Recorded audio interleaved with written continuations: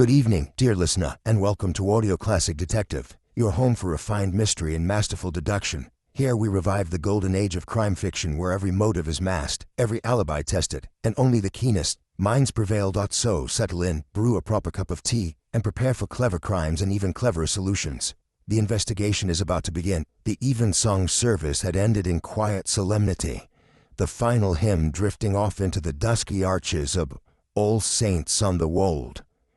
Parishioners moved slowly through the aisles, nodding politely, murmuring pleasantries. Mrs. Harriet Tolverton, the vicar's wife, lingered by the choir stalls. Her white gloves, slightly smudged from flower arranging, brushed against the leather-bound hymnals as she collected them into neat piles. Her hand, quite by chance, settled on one that felt unusually stiff and swollen at the spine. Opening it revealed a yellowed 10-shilling banknote folded inside the center pages, crisp despite its age. Slipped beneath it was something far stranger, a torn scrap of paper bearing a single line, scrawled in fading ink with an urgent, uneven hand. "He will kill again. Stop him." Mrs. Tolverton stared at it, as though it were a snake coiled in the text of "Guide me, O thou great Redeemer." Her heart gave a quick, unmistakable flutter. Though no stranger to the occasional eccentric donation or odd churchyard prank, this was of a different nature entirely. She tucked both the note and the money swiftly into her reticule, her features composed but pale. No one saw her do it. No one save for Miss Jane Marple, who from her modest seat near the side aisle had observed the vicar's wife with the quiet interest she reserved for moments of social discomfort. The congregation dispersed into the evening mist, but the air in the nave retained a curious tension, as if some unresolved chord still vibrated within the rafters. Miss Marple, never one to pursue idle scandal, felt nevertheless the tingle of something quite out of place and quite out of time. The following morning, St. Mary Mead's contribution to the All Saints Flower Festival was on full fragrant display. Marigolds, delphiniums, and white roses clustered in ornamental arrangements, tucked into the ancient stone recesses of the church. Miss Marple, enjoying her annual visit to the neighboring parish, was examining a particularly artful cluster of lilies when the first threads of gossip reached her. Two women, neither of them strangers to the art of whispered conjecture, stood near the font discussing the oddness of Mrs. Tolverton's expression during last night's evensong. "She looked positively ghostly," murmured one, feigning interest in a daisy garland. "And flustered, which is unlike her. You know Harriet, always composed like cold blancmange." Miss Marple did not interrupt, nor did she linger too long. She simply took in the words, folded them away as one might a curious clipping from the newspaper, and moved on. But the notion that something had occurred, something unexpected and disturbing, began to take quiet root. Later, over tea with the rector's wife, Miss Marple mentioned in passing the lovely state of the hymnals, particularly the older ones. This prompted a mild frown and a cryptic remark about not all the past being as peaceful as it looks. It was said with the tone of someone who had lived too long beside secrets. It was a subtle thing, a wisp of unease barely perceptible to most. But to Miss Marple, the village atmosphere had shifted, ever so slightly, and not in any floral direction. By the next day, the note in the hymn book had become the subject of more cloistered discussions within the parish, never mentioned aloud, but hinted at in glances and half-finished sentences. Word had it the hymn book in question had not been part of the usual congregation set. It had been found in a seldom-used cupboard, containing remnants from the organ loft, an area closed off years ago due to dry rot and structural uncertainty. The organ loft had once housed a lively boys' choir, decades ago, before changes in musical taste and dwindling attendance rendered it obsolete. Some said there were bats now. Others said it was simply forgotten. A piece of the church is past, left to dust and memory. Miss Marple, through careful listening and the art of gentle prompting, learned that the particular hymn book had been misfiled for years. It had not belonged in the main nave.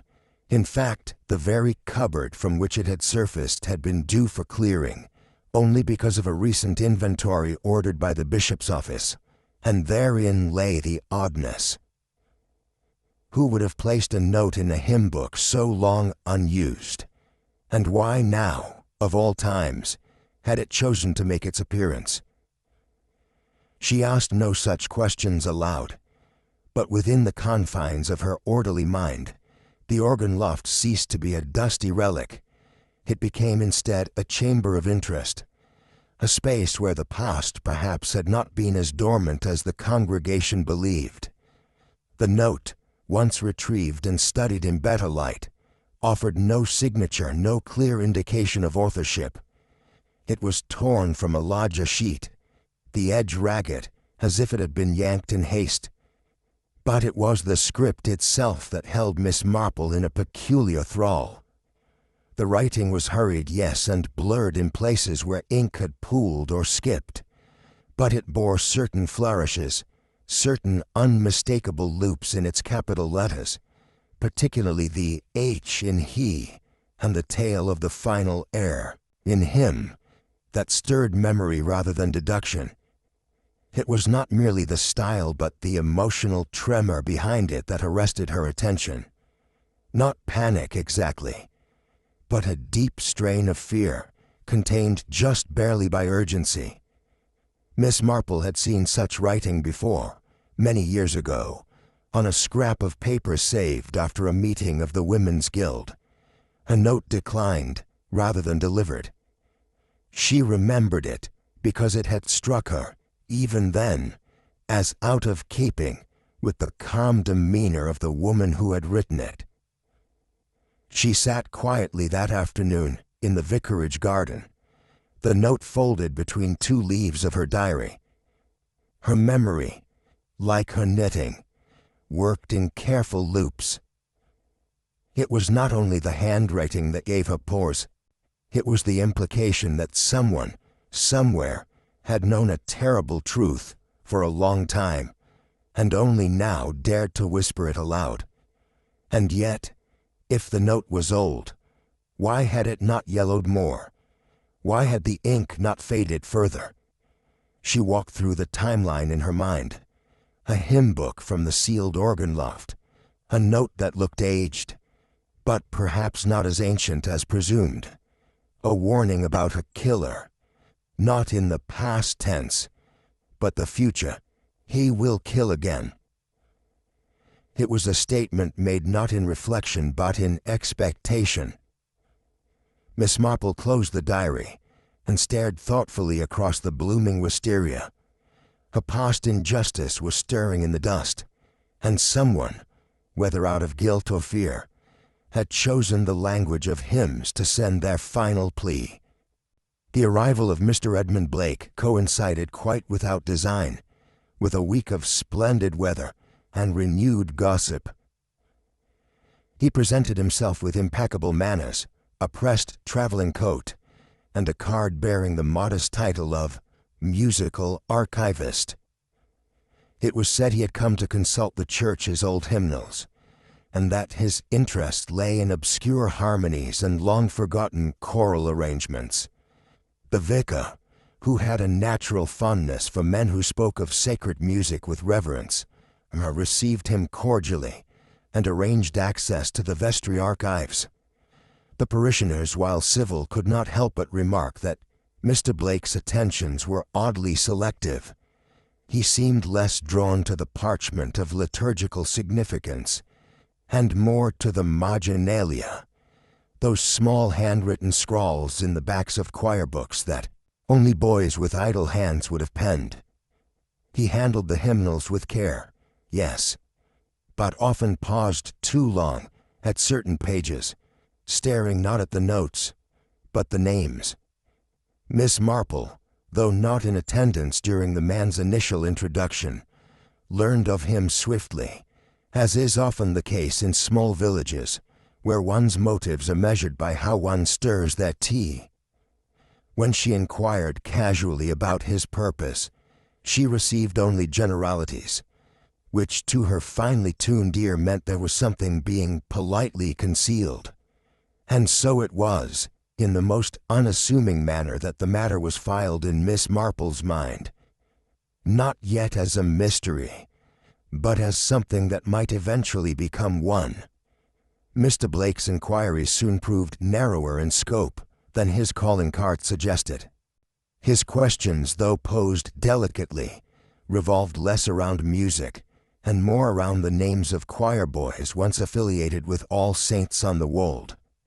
He inquired after lists from the 1930s, pressed gently upon the memory of an aging verger, and even spent a morning at the rectory, reviewing old service records under the pretext of verifying a chant rarely performed since the war. What caught Miss Marple's attention, or rather, what sharpened her already considerable curiosity, was the consistency with which the name Thomas Drew appeared in his line of questioning. It was not a name in frequent circulation, nor had it ever been spoken openly in recent years. Yet Mr. Blake mentioned it, always with the caveat that he had come across it in some forgotten register, and waited with careful interest to see what reactions it provoked. Reactions were mixed. The vicar, unaware of any boy by that name, offered only vague assistance. Mrs. Fanshawe, who once taught Sunday school and now spent her days arranging lilies in the nave, paled slightly and excused herself the moment the name was mentioned. A few others offered faint recollections. A boy with red hair, perhaps, or one who sang clear soprano, but nothing of substance. And yet to Miss Marple, it was all quite telling. A man does not cross counties and inspect dusty hymnals merely to reconstruct forgotten music. No, there was something personal about Mr. Blake's inquiries, something delicate, perhaps painful. And when people in quiet villages begin asking about forgotten children, it is never entirely innocent. In the parlors and drawing rooms of St. Mary Mead, few things are ever truly forgotten, merely folded neatly into silence. And so it was with the matter of young Tommy Drew, whose name, when uttered, seemed to draw the breath of those who remembered and wished they did not. Miss Marple, whose mind stored memory as other women stored heirloom linen, remembered well the muted whispers from the summer of 1937.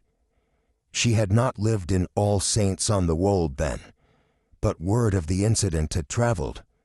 A choir boy who vanished without a trace following an evening rehearsal. No body was found, but his hymn book, damp and muddied, was recovered near the riverbank some days later. It had been assumed, or rather, decided, that he had run away. An unfortunate case, nothing more. But Miss Marple had long known that children do not vanish in such a manner unless something dreadful has occurred, and village silences, like the ones she had observed since Mr. Blake's arrival, are rarely born of innocence. Curiously, the more she asked, the fewer people recalled the details. Mrs. Edgecombe, once the vicar's housekeeper, dismissed the tale as a bit of unpleasantness best left in the past. Mr. Piggott, who had once rung the church bells and was now nearly deaf, muttered something about a disagreement in the choir stalls and refused to continue. It was Edmund Blake who brought the matter once more into the open, and Miss Marple could not decide whether to pity or mistrust him. Either he was a man grieving quietly across time, or one using grief as a cloak. But in either case, the disappearance of Tommy Drew no longer felt like an old tale. It was now the prologue to something that had not yet ended. It was Mr. Clement, the vicar's younger cousin and something of a harmless bore, who let the truth slip. Over tea with Mrs. Ridgway, a widow whose tongue was often looser than her corset laces, he remarked that the fellow Blake bore a striking resemblance to a man who had visited the parish 2 years earlier. Not as a musical researcher then, but as a solicitor's clerk, inquiring into parish donations from the Wilberforce Trust. The name had not been Blake at the time, perhaps Bennett or possibly Bell. The recollection was uncertain, but the impression remained vivid. The news, like most things of intrigue, reached Miss Marple by late afternoon. A second identity did not surprise her. In fact, she had suspected it.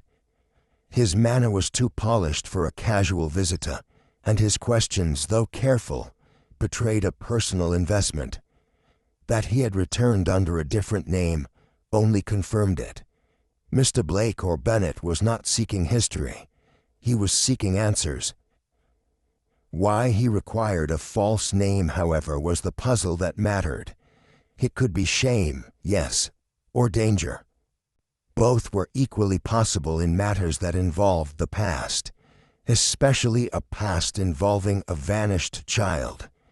Miss Marple did not yet know the shape of the truth, but she could feel its outline pressing against the seams of the village. And then, quite suddenly, the fabric tore. The body was discovered just before evensong. Mr. Arnold Creswick, long-serving church warden and custodian of keys both spiritual and literal, was found crumpled beneath the rafters of the old organ loft, a place sealed for years, thought inaccessible to all but the pigeons.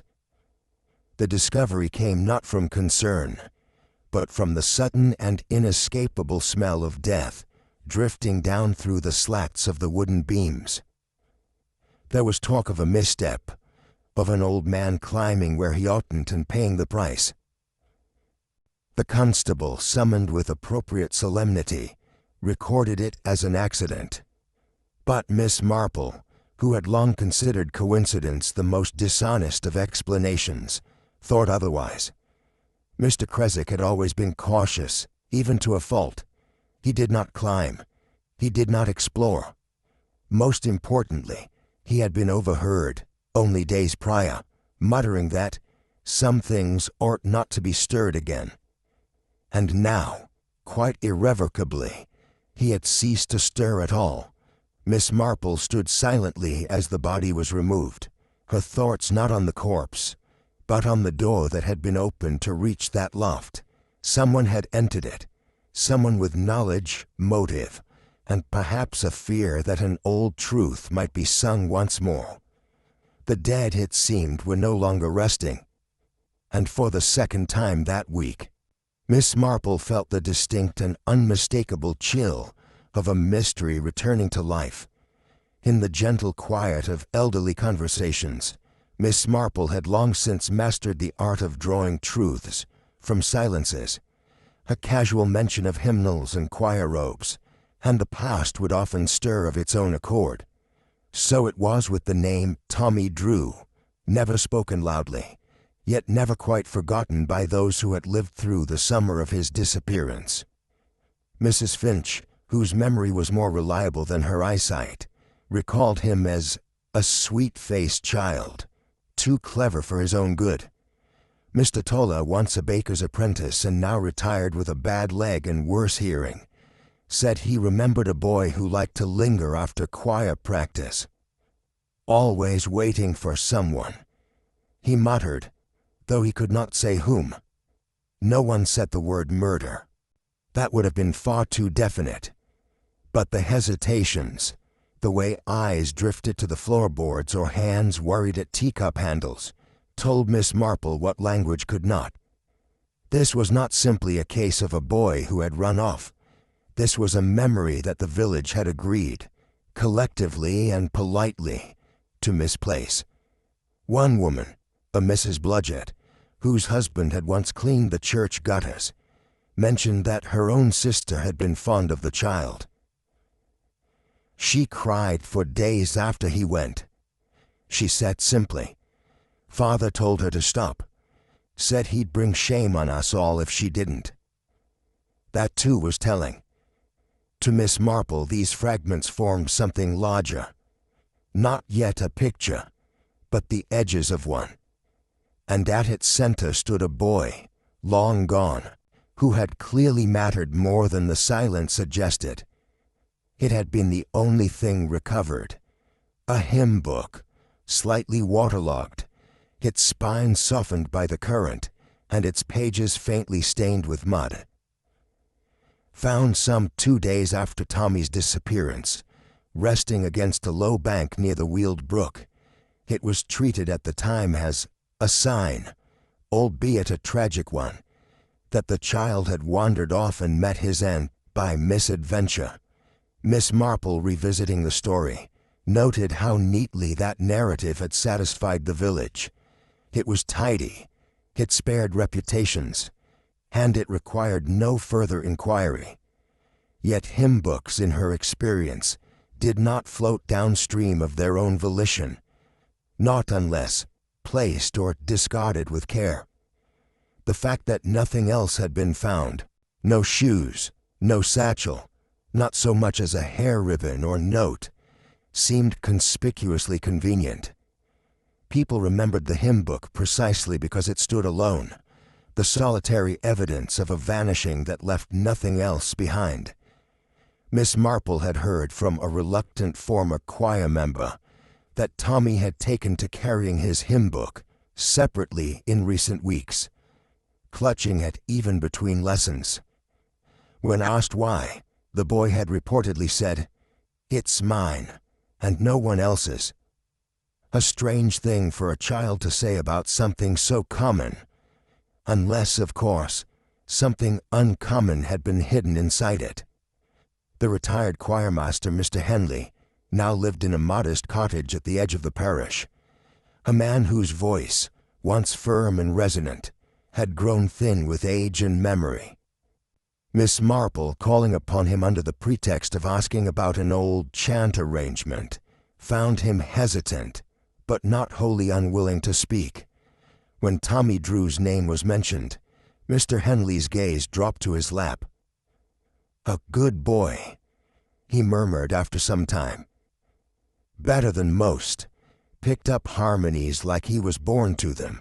Quiet lad, thoughtful." He said nothing more. But Miss Marple waited. She knew, as gardeners know with certain bulbs, that truths must sometimes be coaxed into the light. At length Mr. Henley admitted that in the final weeks before his disappearance, Tommy had seemed afraid, not tearful or frantic, but cautious, always glancing over his shoulder, reluctant to leave rehearsal unless someone accompanied him. He saw something, Henley finally said, barely audible, or heard. Something he oughtn't. Pressed further, the old man stiffened, then shook his head. "It's not my place now," he said.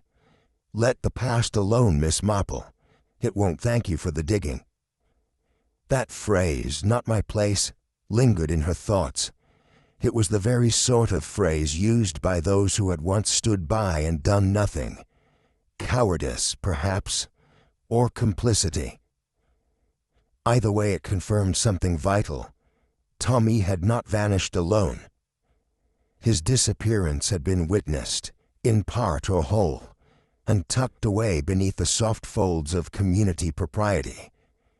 It was said that Mr. Graves, the former church groundskeeper, had taken to silence in his retirement, not due to any ailment of the mind, but as a matter of preference. He lived now in the outer cottage once provided for staff, rarely venturing into the village and refusing visitors with polite but impenetrable resolve. Yet Miss Marple, under the firm belief that silence was often the most revealing of responses, made her way there regardless. She did not force conversation. She merely spoke of flowers, of roses that had failed to bloom this year, of frost that came early, of how organ music, heard faintly on a breeze, seemed to unsettle the garden birds. Mr. Graves listened and did not speak, but he did not turn her away. When she mentioned the name Tommy Drew, he flinched, not visibly, but in the way one's breathing halts for half a second before resuming. His hands tightened on the arms of his chair. Miss Marple thanked him for his time and left soon after, but not before noting a curious detail. On the small table beside his seat was an old photograph frame, its image removed, its glass uncleaned, but the brass plate beneath it still legible. To Graves, in thanks, T.D. It was not the silence that troubled her. It was the fact that he had once been thanked, and now could not bring himself to speak. The hymn book, long since shelved in the back of the church archive, bore no remarkable marks on first inspection. The binding was worn as expected, and the ink of the music faded but legible. Yet Miss Marple, whose eye for detail was as keen as any needleworker's, noted something strange along the lower margins of the Gloria. Faint, deliberate initials pressed into the paper, as though done by a hesitant, unfamiliar hand. They were not Tommy Drew's initials. That much she knew immediately. Nor were they the initials of any of the choir members whose names had been logged in the old attendance register. The letters R.C. were etched lightly, as though added in secret and perhaps in fear. They might have meant nothing to the casual observer, but to Miss Marple, who had once catalogued the church staff list from that era in an idle hour, the initials rang a quiet, unmistakable bell.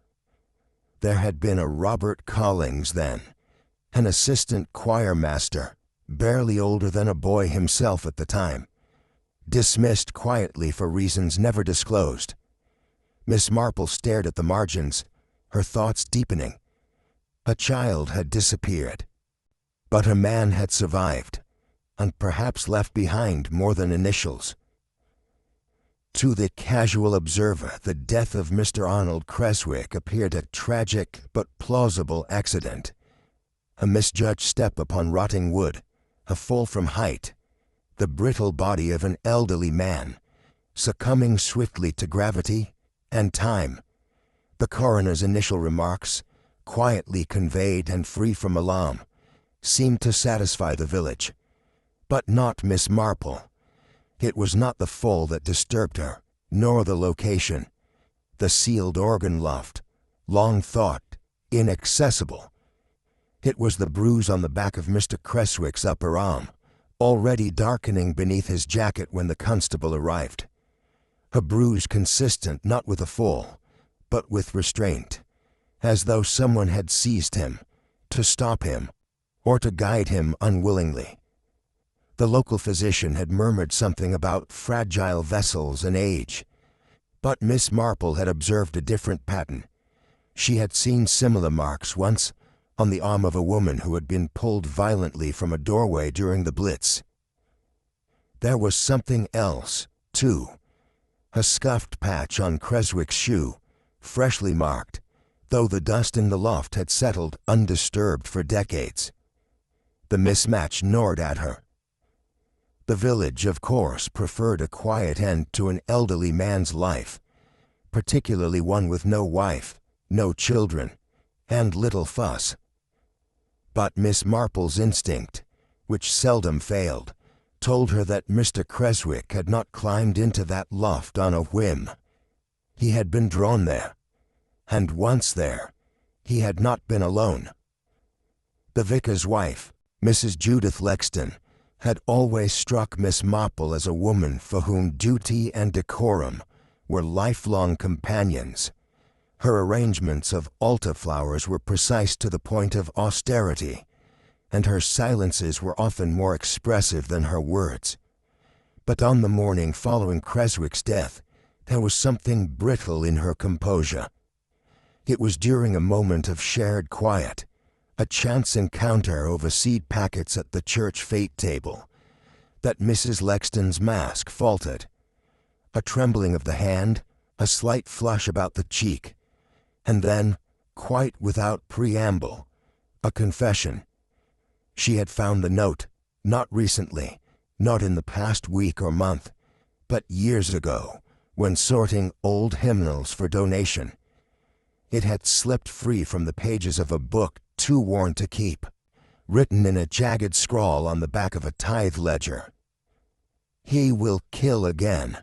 Stop him." She had shown it to no one, not her husband, not the church warden.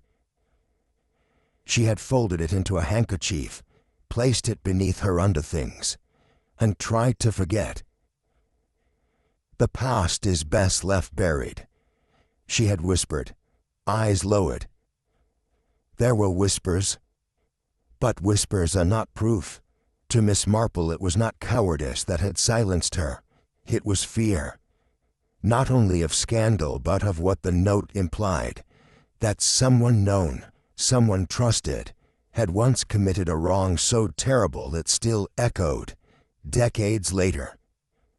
The truth when it came arrived without drama, without a raised voice or a thunderclap of revelation. It came in a conversation between Miss Marple and Mr. Blake, or rather, Mr. Edmund Drew, elder brother of the vanished choir boy. He spoke quietly but with a firmness born of long-held pain. After the disappearance, their mother had descended into grief, and their father into drink. The family had splintered, and Edmund, only 16 at the time, had been packed off to a distant uncle far from the village that had swallowed his brother whole and offered only silence in return. For years he had accepted the official explanation, a runaway child, perhaps a tragic accident. But as time passed and he grew into manhood, that version of events began to feel increasingly unconvincing. Why had no trace ever surfaced? Why had no questions ever been properly asked? It was not until he inherited a trunk from his late uncle, containing an assortment of family papers, among them a Sunday school program from 1937, with Tommy's name circled in red, that he began to revisit the past. Curiosity became obsession. Obsession became purpose. The name Blake had been a convenience, a means of making inquiries without arousing suspicion.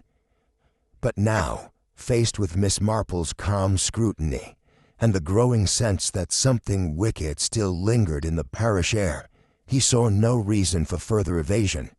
He had returned not as a historian, but as a brother, seeking truth. Once the pretense was lifted, Edmund spoke with a quiet certainty that startled even Miss Marple. He did not merely suspect his brother had been murdered. He believed it with the calm conviction of a man who had lived too long with unanswered questions. He had uncovered nothing concrete, no confession or hidden document, but the omissions, the unease, the deliberate forgetting by those who should have remembered, amounted to something more damning than proof. They signaled complicity. Someone in the parish had caused to silence Tommy Drew, and someone, still living, still worshipping in the same pews, had cause to fear the past's return. Miss Marple listened, her expression composed, though her thoughts raced. She too had begun to draw lines between names and events, between what was said and what was not. If Edmund was correct, then the question was not simply who had acted, but who had helped keep the act buried. One thing was becoming increasingly clear. The killer, or the keeper of the killer's secret, was not gone. He had merely adapted to the hymnals and the incense, cloaked in the safety of forgiveness, unearned. News of the organist's departure arrived in the form of a hastily written note pinned to the parish board. Mr. Lionel Easton, a quiet man with a fondness for Bach and an aversion to small talk, had tendered his resignation, effective immediately. No explanation, no forwarding address. It was the vicar's wife who noticed the key to the vestry had also gone missing. Miss Marple, upon hearing the news, neither gasped nor speculated. She merely nodded and said that organists, in her experience, were rarely impulsive, but often insightful. She had observed Mr. Easton watching Edmund during morning prayers with a peculiar intensity. There had been no recognition but something akin to discomfort, the way a man might glance at a locked drawer he once opened, long ago. There was talk of nerves, of family matters, of an ailing cousin in Bath. But Miss Marple thought otherwise. The timing was too perfect. A body in the loft, a brother returned, a secret circling ever closer to the surface. She doubted Mr. Easton had killed anyone, but she suspected he had known, and knowing, he had chosen flight. A decision that said more than guilt ever could. The question now was, who else had chosen silence over truth? Lady Margaret Wilberforce had once been the pride of county society. Her voice, a clear and aching soprano, set to bring grown men to tears. In her youth she had graced concert halls from Bath to Edinburgh, but her later years had drawn her back to the familiar and forgiving arms of the church.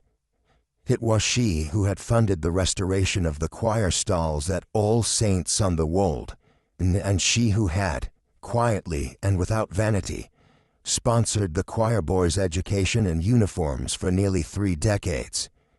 Miss Marple had long admired her from a distance, a woman of discretion, refinement, and a certain cultivated aloofness, the sort of figure the younger generation mistook for irrelevance, but whom Miss Marple recognized as merely veiled in caution.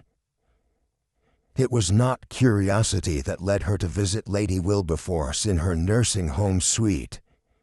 Not entirely. It was a pattern. So many threads of the mystery had begun or ended with music, and all music at All Saints had passed, at some point, through Lady Wilberforce's hands. The visit was received with genteel surprise, though not displeasure. Lady Wilberforce spoke little of herself, but asked after the flower festival, the quality of this year's harvest, and whether the new vicar still insisted on the shorter version of the Te Deum. Miss Marple answered kindly but waited for an opening. There was always one, and in the upper corner of the sitting room, framed in dark wood and speckled with the dust of disuse, hung a photograph of the choir, and in the corner, a small, solemn-faced boy. The silence lingered just long enough to signal that this was where the real conversation would begin. Lady Wilberforce did not deny the boy's name when Miss Marple inquired gently. "Thomas Drew," she said almost to herself. "A remarkable treble, fragile in body but gifted. I remember his voice, as clear as snowlight." She paused, then added, "and easily bruised like all precious things." There followed a moment in which she seemed to weigh the merits of memory against discretion. But age has its own clarities, and perhaps Lady Wilberforce had carried one particular recollection for too long. It had been a late rehearsal, she said. A chill evening, already past evensong. She had returned unexpectedly to retrieve her gloves, and had found the choir master, not Mr. Henley, but the assistant, a young man with a sallow complexion and a rigid bearing, speaking harshly to the boys. No shouting, but a dangerous hush, with threats so calm they chilled the room more than any wind. She had heard one of the boys stifle a sob, had seen the assistant's hand upon Tommy's collar, fingers pressed white against the child's neck. She had spoken to the vicar at the time, but nothing came of it. He was discreet, she murmured, and I was foolish. I chose to believe it was an isolated lapse. Miss Marple offered no judgment. She merely stored the story where she stored all such quiet truths, deep in the fabric of her mind, waiting for the pattern to take shape. It was not until tea had been served, with admirable ceremony despite its institutional origins, that Miss Marple allowed her gaze to return to the photograph on the mantel. Lady Wilberforce followed it, her expression unreadable. "You've noticed him," she said. "Most don't." The image, faded now, showed a cluster of boys in white surplices, some grinning, others solemn. Tommy Drew stood near the edge, not quite centered, not quite hidden. His expression was intent, as though aware even then that something behind the photographer mattered more than the camera itself. Miss Marple inquired delicately whether Lady Wilberforce had kept in touch with the family. The answer came slowly. "There was no one to keep in touch with," she said. "The mother moved away. The father drank himself to ruin. I sent money, anonymously, for the younger brother's schooling. I don't think they ever knew it came from me." The words were given plainly, without sentiment, but they spoke volumes. It had not been charity alone that bound Lady Wilberforce to Tommy Drew's memory. There had been affection, possibly guilt, and certainly regret. Miss Marple noted it all, not just the words, but the way the older woman's fingers lingered on the arm of her chair when speaking of the boy. That kind of pause told its own story, and it confirmed something she had long suspected, that for some in the village, the choir boy had never truly vanished. He had remained framed and unfinished in both memory and mourning. Miss Marple left the nursing home with more than she had hoped for, not in confessions but in context. Lady Wilberforce had been present when the atmosphere changed, when a boy's innocence was met with something darker than disapproval. She had acted in her way with whispered warnings and discreet donations, but not, Miss Marple noted, with exposure or outrage.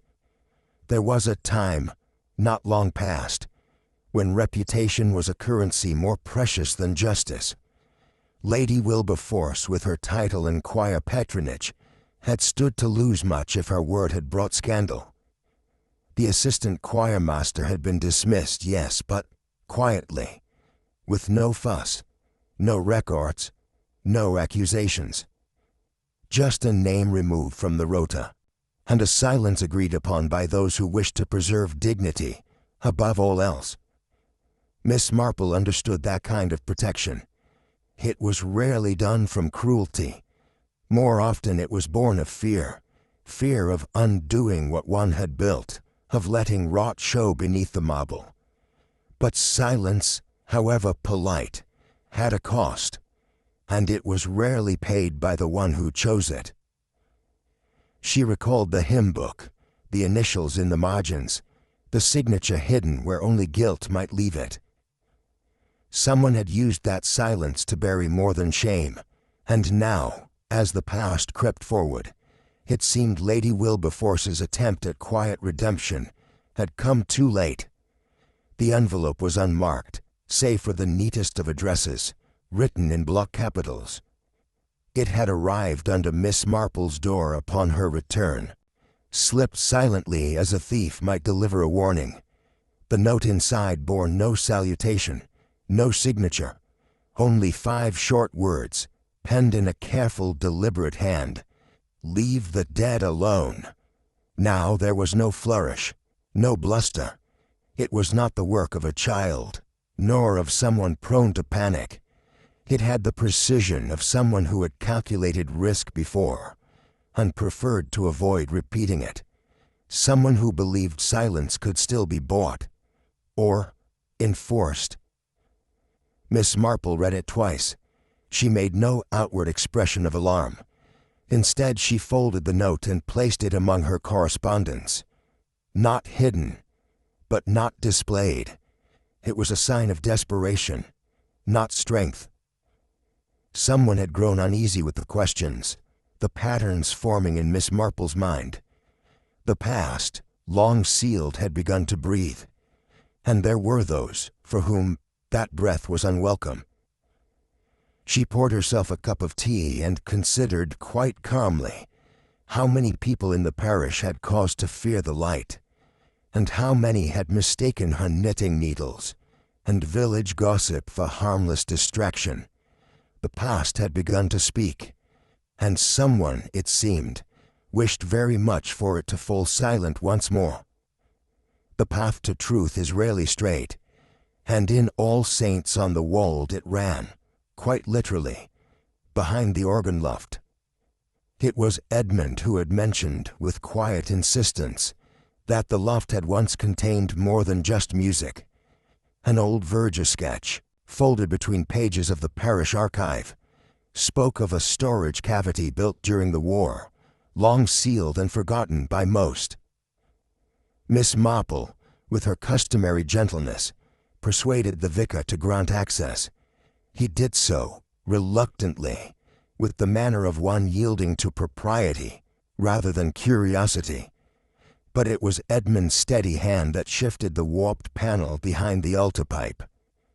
What lay within did not surprise Miss Marple, only saddened her.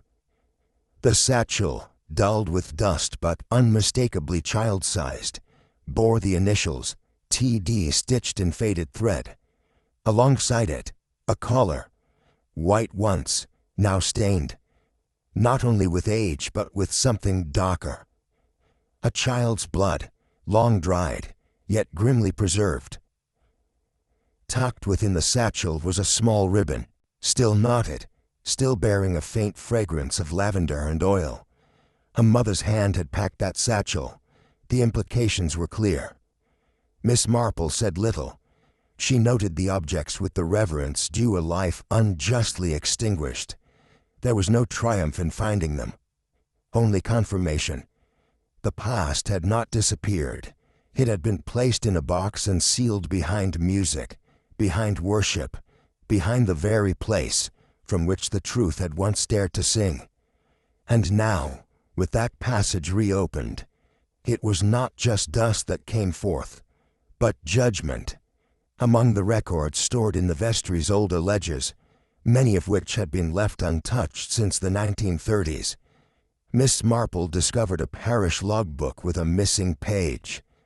Its torn edges suggested neither time nor accident, but intention. However, tucked within the back cover, folded and pressed against the binding, lay the missing sheet, fragile but legible. It was a choir rota, marked with the usual attendances and notes, but beneath the line dated 14th July, a discreet annotation stood out. T.D. to speak with Canon Giles re improper conduct in vestry. The words were carefully written without embellishment or correction, but their weight was undeniable. Tommy had been scheduled, formally, officially, to speak about something grave, and then, days later, he had vanished.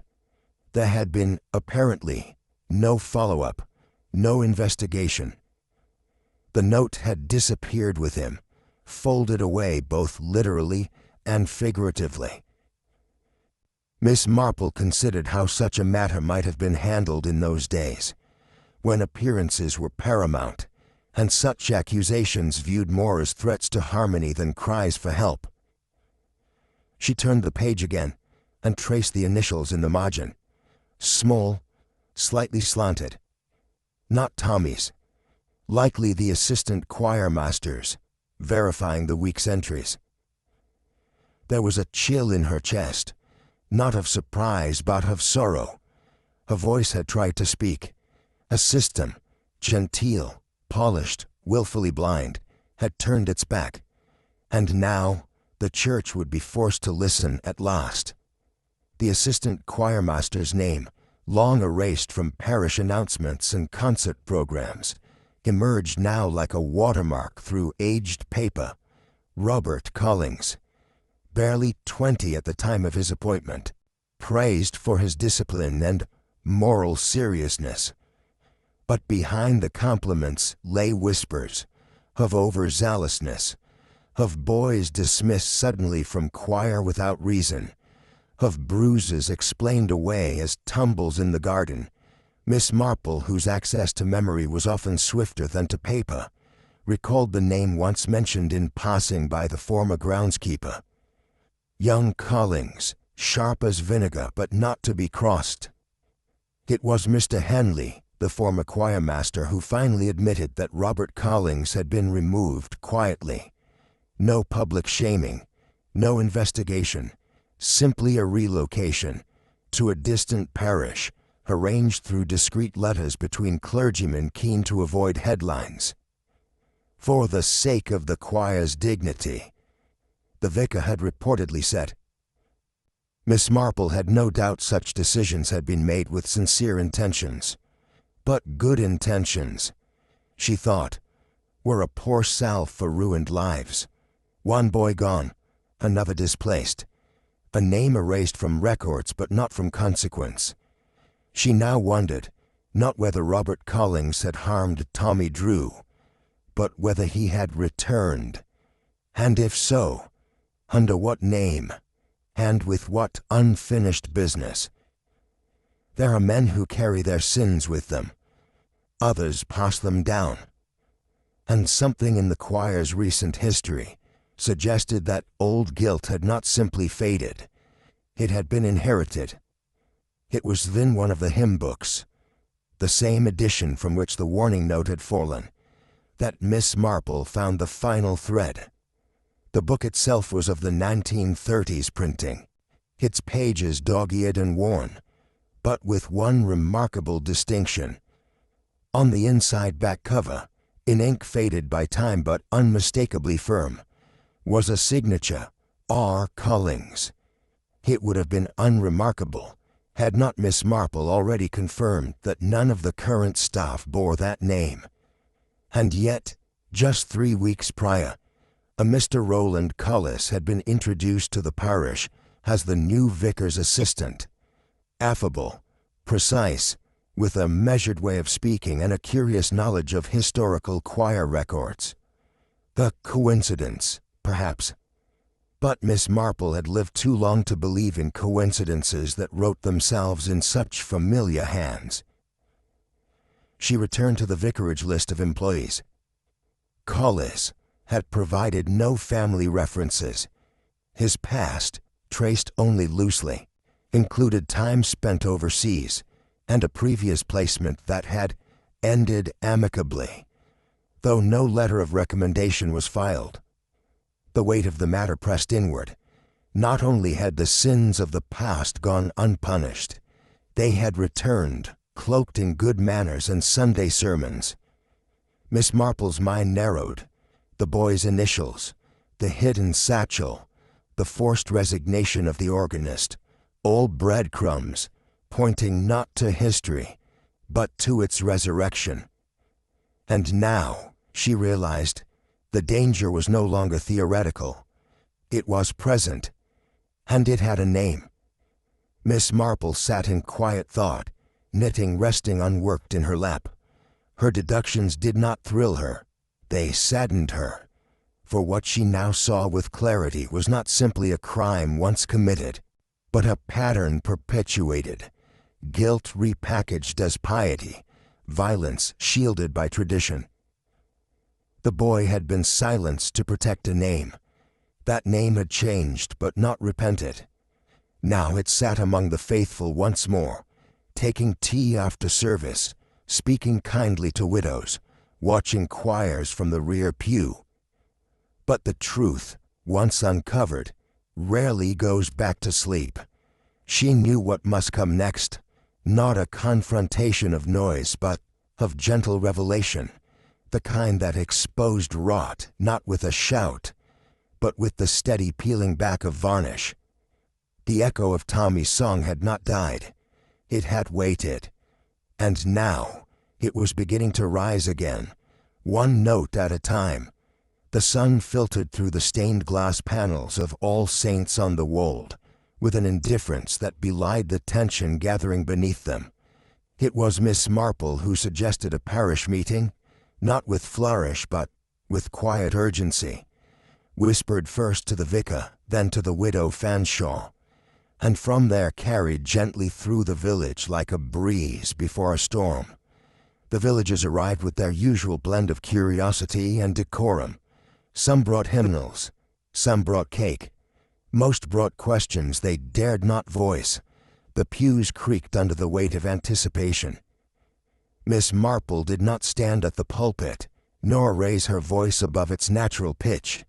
Instead, she spoke plainly, of a boy who had vanished, of a satchel hidden behind the loft, of initials in a hymn book, of a photograph, a note, and a silence cultivated with far more care than truth ever required. There were no gasps, only stillness, like the pause between two verses. Then came the murmurs, low and scattered, as the realization rippled through the room. The past, long buried, had been unearthed, not by force, but by patience. Miss Marple turned her gaze toward the rear pew, where Mr. Cullis sat composed, his fingers resting on his prayer book, not shaken, not indignant, simply waiting, as if he too had known this moment would arrive. The moment had come not for punishment alone, but for unveiling, the drawing back of a curtain, worn thin by time. And Miss Marple, in her gentle way, had begun to raise it. The man known to the parish as Mr. Rowland Cullis had spoken often of doctrine and music, of sin and salvation, always with the careful tone of a man who measured each word before offering it. Yet even the most composed of masks may slip when confronted with its own reflection. Miss Marple produced the evidence without ceremony, the signature from the hymn book, the archived rota bearing the same hand, the photograph annotated in a margin that time had not quite erased. Our callings. Gasps remained absent, but a murmur grew, a low, uncertain rustle, like wind in ivy. The vicar, pale and silent, glanced towards his assistant with a bewildered expression that held more hurt than anger. Callings, for so he now must be called, did not deny it. He merely inclined his head, a gesture not of concession but acknowledgment. A man confronted not with accusation but with recognition, a past too carefully hidden, now exposed in a light too clear to deny. Miss Marple's words, calm and clipped, carried the weight of finality. Robert Collings, son of the former assistant choirmaster, had returned not by accident or coincidence, but by design. His father's name had vanished from church rolls and whispers alike, yet lived on in the bitterness of a son denied justice, or perhaps vengeance. And so, it seemed, the sins of the father had indeed returned. Wearing a surplice and carrying a smile, Robert Collings had not come merely to observe, nor to heal. His presence in the parish was not a second chance, but a carefully constructed plan, born of silence, sharpened by resentment, and clothed in clerical respectability. Miss Marple, with no satisfaction but with the precision of truth, explained what the others had missed: the visits to the archive under the guise of cataloging, the questions about choir boys framed as historical curiosity, the odd disappearances of certain records, all steps in a campaign not of redemption, but of elimination. Collings had not simply sought answers. He had come to remove questions. Each figure from the past who might remember, who might whisper the truth of Tommy Drew, had found themselves watched, cornered, or, in the case of poor Mr. Creswick, silenced, not with brutality, but with purpose. The fall from the organ loft was not clumsiness. It was the last protest of a man who had seen too much and stood in the way. And Edmund, the brother? The unintended variable. It was his arrival that had disrupted the script, forcing Collings to accelerate what had, until then, been so delicately executed. Miss Marple allowed a pause, letting the full breadth of the scheme take root in the minds of the parish. This had not been a moment of madness. It had been method, seated in childhood grief, watered by humiliation, and grown in the dark. The churchwarden's fall had troubled Miss Marple from the first. Now she gave the reason words. Mr. Creswick, she revealed, had once served as a junior clerk in the very vestry where Robert Collings's father had ruled the choir with iron discretion. He had kept, as was his habit, meticulous notes, marginal, unofficial, but exacting. And he had recognized Collings when he arrived under his altered name, though age and manners had at first left him uncertain. What sealed his suspicion, she explained, was a visit to the archive room, one in which he caught the assistant vicar rifling through old choir rosters. He had challenged him, not loudly, not in fury, but with the calm certainty of a man who knows what right ought to look like. By morning he was dead. Miss Marple said no more. There was no need. The villagers, ever skilled in the reading of what was not said, took in the meaning like incense. Heavy, fragrant, impossible to ignore. The objection Mr. Creswick had raised had not been heeded in life, but in death it had found its voice. And now, the choir, so long trained to harmony, had at last been forced to face dissonance. Of all the pieces in the puzzle, the note had remained the most peculiar, until Miss Marple placed it in its true light. It was not a cry for help, not a warning sent too late. It was a lure, written in deliberately anonymous script and planted where it would be discovered, the old hymn book tucked behind the nave. It had been designed to raise questions just enough to cause distraction, but not discovery, a red herring in paper form. But its success had exceeded its maker's intent. Instead of silencing curiosity, it had drawn in Edmund, and then Miss Marple. The trap, as subtle as it was sinister, had captured not victims, but witnesses, and in doing so, it had accelerated its own unraveling. Miss Marple, gently but firmly, explained its psychology. The note was meant to provoke fear, to suggest that someone still lived who knew the past and threatened exposure. But in truth, it had come from the very man who wished the past never to be spoken of again. It had not been a whistleblower. It had been a mask, and like most masks, once removed, it revealed not mystery, but motive. The final truth Miss Marple held in reserve until the end, not for drama, but for gravity. It concerned the vicar's wife, Mrs. Lexton, whose delicate health had recently worsened without apparent cause. The village had assumed nerves, age, or perhaps grief. But Miss Marple, who had long believed that teacups often held more than comfort, had observed a pattern. The symptoms came not at random, but after visits with Mr. Collings, always following tea. A physician's report confirmed her suspicion.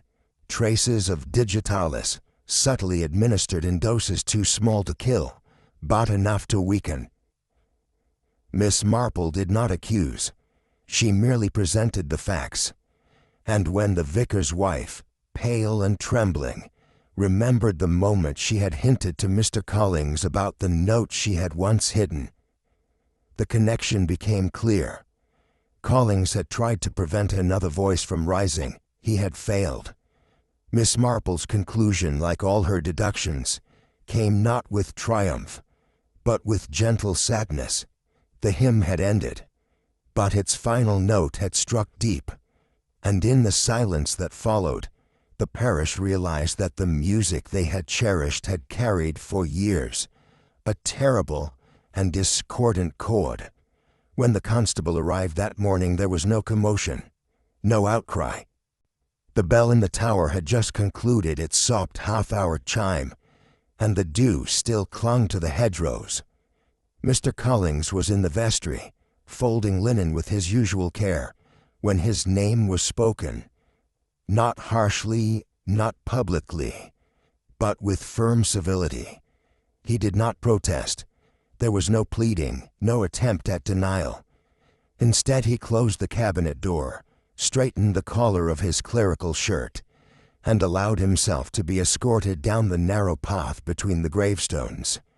His expression betrayed no regret, no fear, only a kind of quiet finality, as though the part he had written for himself had reached its last line. The villagers, upon hearing the news, responded with the weary mixture of sorrow and relief that so often follows unspoken scandal. There was no triumph in it, only the pale release of truth finally outed. Miss Marple, having said all she meant to say, declined to attend the formal proceedings. She knew the machinery of justice would now take over, in its deliberate and impersonal fashion. What concerned her most was not whether the law would act, but whether the parish would remember and learn. And as the church bell tolled again, it seemed to carry not mourning, but cleansing, a sound that might, in time, allow peace to follow where once silence had reigned. In the weeks that followed, the vicar and parish council quietly set to work. The organ loft, once a place shrouded in shadow and whispered memory, was carefully restored. Its beams, long neglected, were reinforced, and the old brass fittings polished until they gleamed in the morning light. But it was not merely carpentry that altered the space. A small plaque was affixed to the inner wall, modest, unadorned, bearing only a name and a date: Thomas Drew, 1926 to 1937. No epitaph, no embellishment, just a boy's name, returned to the place where his voice had once risen in praise. Miss Marple had suggested nothing, but when informed of the decision, she simply nodded. It was the right gesture, not grand, but just. The dedication took place without sermon or spectacle. A few gathered, those who had known, those who had forgotten, and those who had chosen not to see. The vicar spoke briefly, the choir sang with slightly uneven pitch, and the moment passed as gently as it had come. Yet something had shifted. In restoring the loft, the parish had done more than repair wood and stone. They had acknowledged what had once been buried, and in doing so, had granted Tommy Drew the thing he had been denied: remembrance. It was not justice in the formal sense, but it was something truer, perhaps, a recognition that the past, however painful, could be faced and honored. Edmund returned once more to the churchyard, alone this time, save for a spade and a small box wrapped in a cloth his mother had once embroidered. He chose a spot beneath the old yew, not far from where the satchel had been discovered, and where the choir boys once lined up before processions. There was no ceremony, no priest, no hymn. He buried what little remained, not bones, but symbols: the collar, the satchel, the photograph Lady Wilberforce had given him. Into the soil went memory, grief, and a brother's quiet promise that he would not be forgotten again. Miss Marple observed from a distance, her presence unnoticed but intentional. She understood that farewells required solitude. Some grief, she knew, was not meant to be witnessed. It was meant to be endured. and released. When Edmund stood and replaced the sod, there was no expression on his face, save one of calm. The kind of calm that comes not with answers, but with conclusion. And as he walked away, the leaves above him shifted softly, not in mourning, but in benediction. The garden behind the vicarage had begun to bloom again. The early roses, shy and tentative, edged their way through the soil as if uncertain of their welcome. Yet bloom they did, in spite of all that had passed, or perhaps because of it. Miss Marple sat beneath the trellis, her tea cooling slightly on its saucer. She was not a sentimental woman by nature, nor one to indulge in melancholy. But this case, if such a term could even be applied, had left a peculiar taste in the mind. Not bitter, exactly. More akin to the flavor of old truths, stirred from long dormancy. She reflected not on crime as the newspapers would describe it, but on silence, the cultivated kind, the polite kind, the kind so often mistaken for peace. Tommy Drew had not been forgotten out of malice, but out of convenience. His absence had suited too many, too well. And yet even in the most carefully managed gardens, weeds of truth will press through cracks if one does not keep watch. She considered how many had looked away, and how few had dared to remember. Lady Wilberforce, the church warden, even the vicar's wife in her way. And yet remembrance had returned, slowly, like a hymn hummed without words. And in that return, there was hope. Miss Marple poured herself a fresh cup of tea, stirred once, and looked out over the roses. They were imperfect, uneven in bloom, but honest. And in that, she thought, there was beauty. And so, in the quiet way she always does, Miss Marple brought the truth into the light. Not with accusations, but with calm understanding. A boy's memory, long buried beneath the hymns and hush of a village church, had finally been given its voice.